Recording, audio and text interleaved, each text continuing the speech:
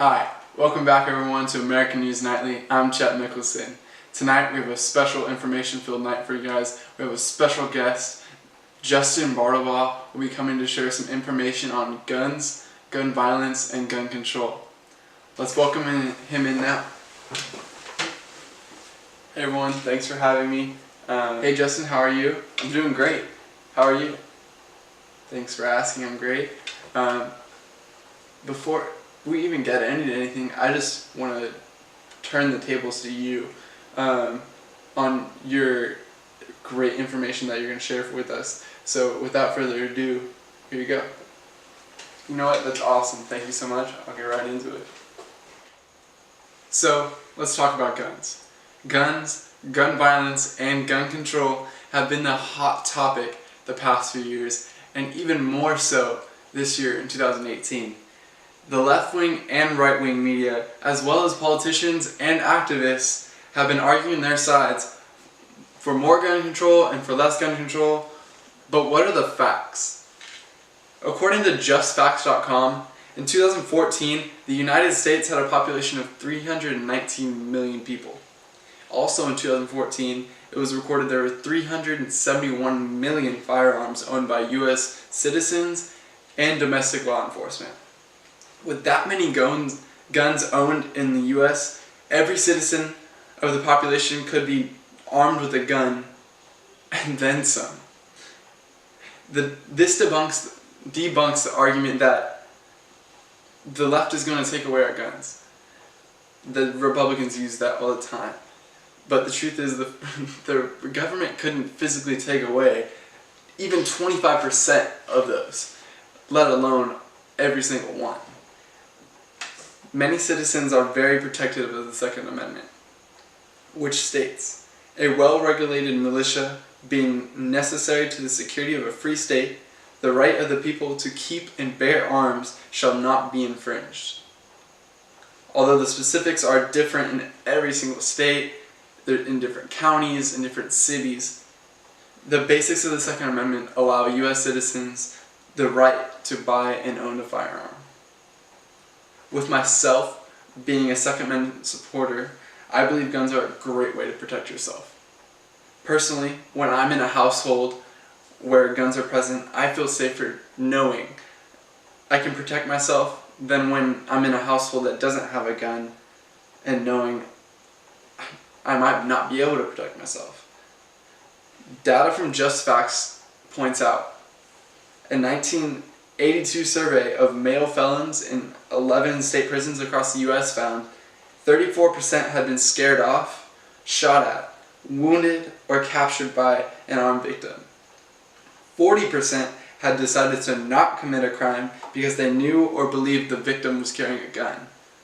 And 69% personally knew other criminals who had been scared off, shot at, wounded, or captured by an armed victim. The information when it comes to mass shootings is interesting as well. The Crime Research Prevention Center determined that since 1950, nearly 99%, yes, 99% of mass shootings, mass public shootings, have occurred in gun-free zones, according to dailywire.com. The deranged and mentally unstable mass shooters' goals are almost always to kill and hurt as many people as possible. So they seek out gun-free zones when they seek out gun-free zones, they have less resistance against them. So why would they not seek those out?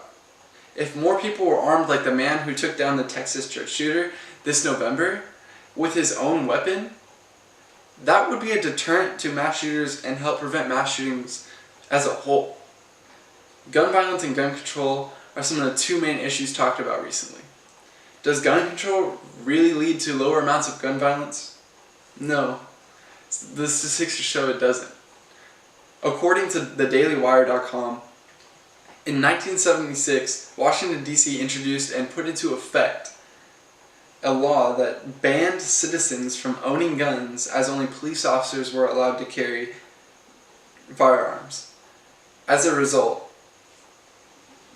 this ban documented that Annual homicides rose from 188 in 1976 to 364 in 1988. And that's not it. And then increased even further to 454 in 1993.